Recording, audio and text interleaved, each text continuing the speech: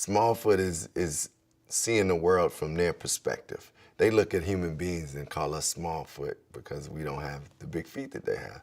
So Smallfoot is that journey into humanity from Bigfoot's perspective in that community, in that world that we never really explored.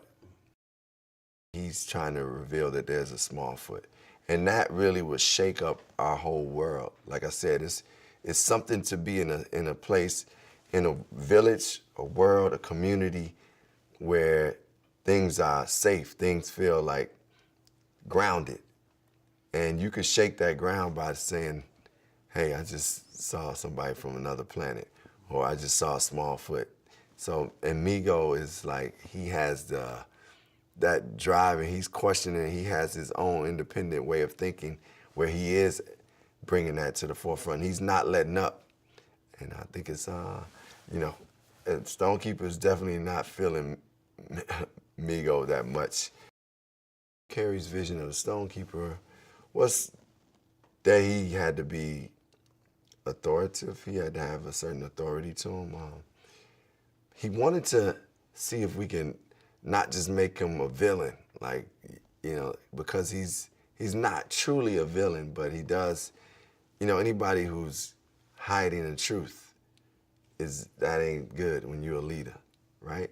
So he wanted to have some dynamics to him, some layers to the Stonekeeper where you weren't like, okay, this is just the villain and we don't like him, or this guy's just evil, or he just, you know, it was more like, okay, we see some of why he's doing this, but we don't want him to do those things. So we gave him layers as a father, as a leader.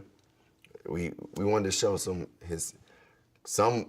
of his compassionate side, but still his like, yo, this village and protecting this village is bigger than any other some of the morals. So he had that conflict. It's a really like interesting person to Yeti to play, character to play.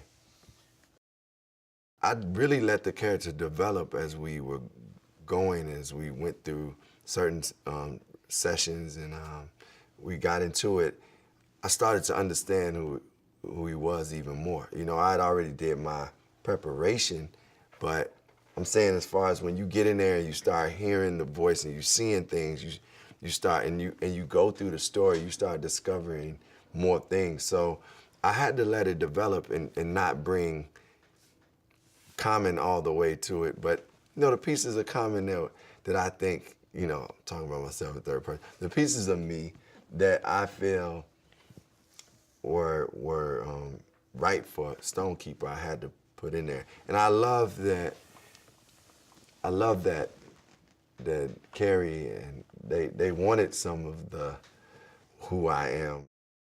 Well, I think you know, having the diverse layers of a cast the way Smallfoot does, it just gives you a closer look on what the world really is. Like, the world has so many of those colorful people and people from different backgrounds with different like styles and experiences, but still come together and can feel like one. You know, it can feel like one vision.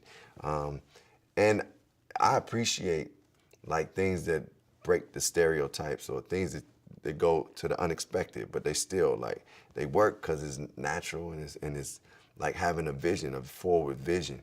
And you know, when you look at the world, I mean, I've experienced like talent from all types of people. You know, I experienced good food with all types of people. So it's like, I think the film just really depicts what we see in the world going on, but you know, it's the way it should be. Anytime you get music that has story to it and moves story along, I always can appreciate that. But and anytime you get music that does have layers for life, like gives you like wisdom that you can use in your life, I really appreciate that in music. And it has to be, you know, written and performed and created well.